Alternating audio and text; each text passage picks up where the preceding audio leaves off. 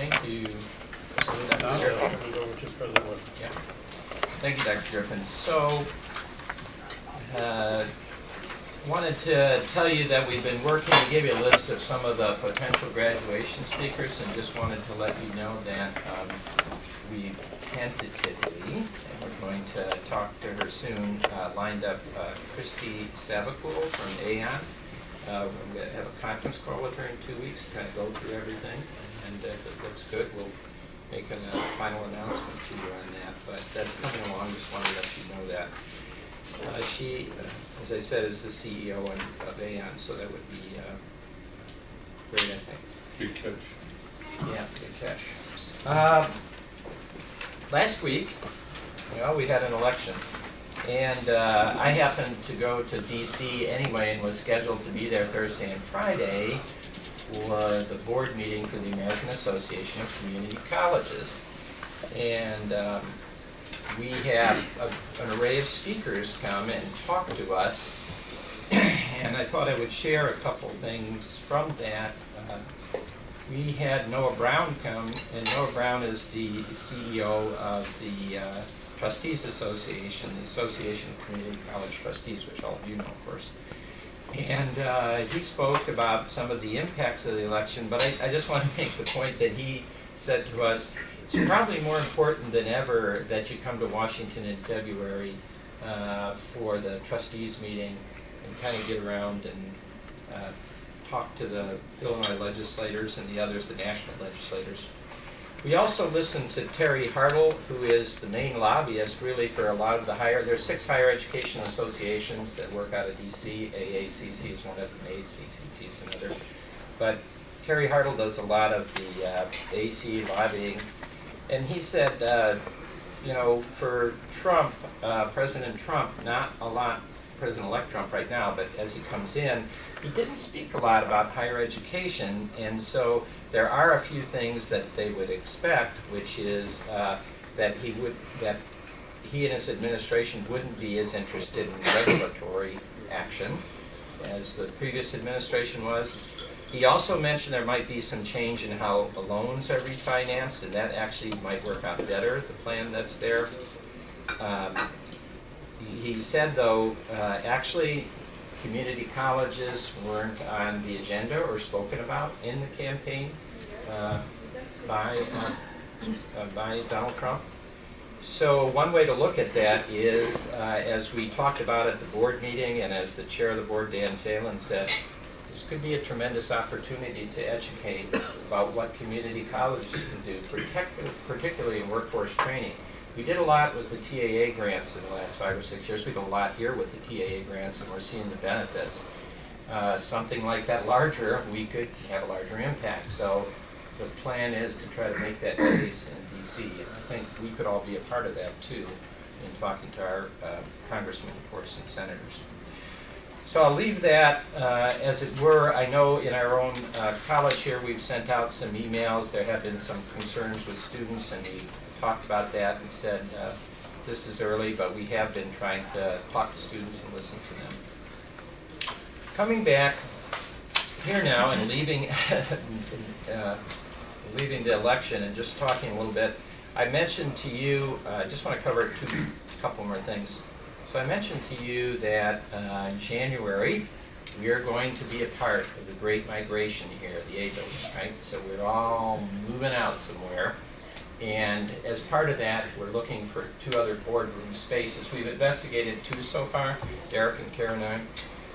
One is CO3, you're familiar with that, that's downstairs there. That's that big open room down there, that as you come down the stairways. We use it for a lot of events. And then the other is there's a classroom space also available over in the University Center. I personally think the University Center space would be a little bit better, but we're going to look at the dates and that. I'll talk to the chairman a little bit on it.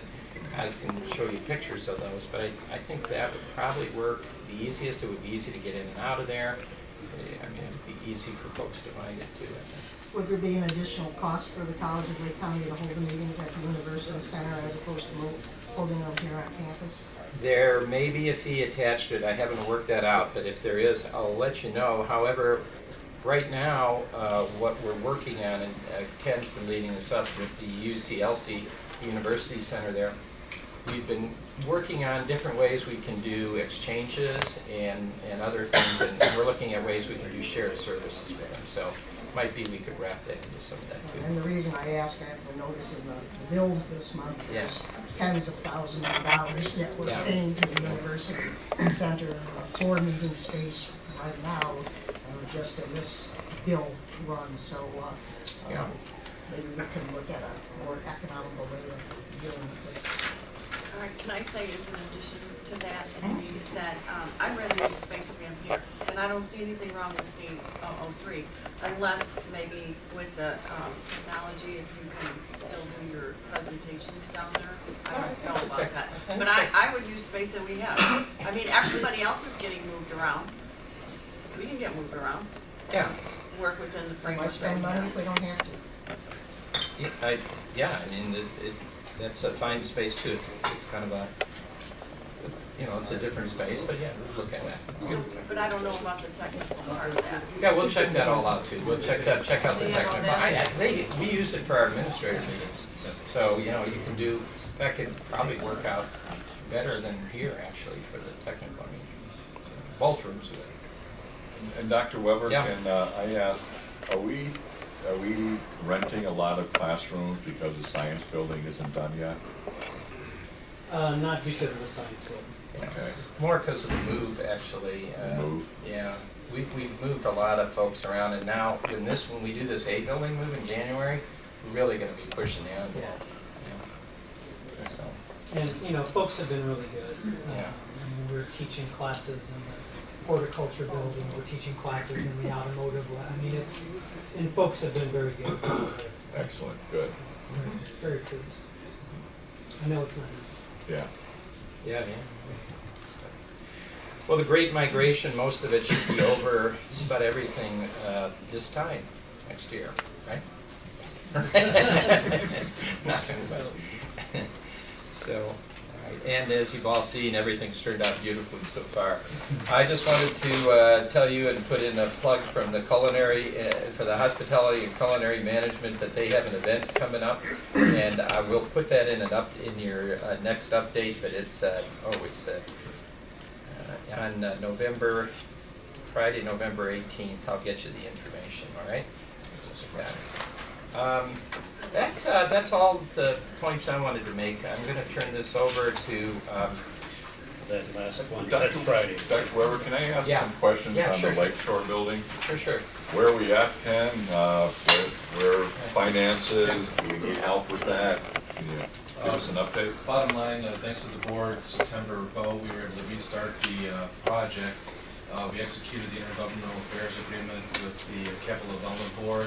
They're in the process of getting their new contracts going to restart our architects.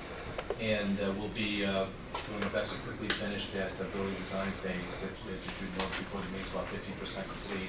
Okay. In fact, I'd suggest that maybe we invite our architects to come back maybe either December or January meeting and provide a kind of a design update as to how Yeah. the work is going. January would be fine, Yeah, because December January. is... Yeah, that's right. So- We're busy enough. The next money thing for us to be looking at, when is that? It'll be the late spring, early fall, where we'll be coming back and knowing that we've completed this part of the work and be getting the board's decisions whether we want us to continue or we want to hold off and wait for us funding to come from the state. So the big deal really, and we've already talked to our lobbyists about this, and the CDB got them energized, but we have to go after the state funding. So is there any chance that the state might not be willing to fund on a timely basis? Well, they're down there right now fighting again, but we have heard CDB really feels strongly that they may begin to loosen up on this project. Because as we talked about, the money's there, Yeah. and I don't know that they need to hold them up. There was some talk that they were held up so ribbons couldn't be cut and one side the other and all that kind of stuff. So some of that's gone now. Okay. And they were strongly advising us to get ready, being like completing the design work, so we were kind of shovel ready. Yeah, good. All right, thank you. Thanks for the question. And before we get into the reports here, and we have 3 of them, I just wanted to thank Rich Anderson too for his work on the BSN, and we've been communicating, the president's group is working closely with the trustees together on that, which is great.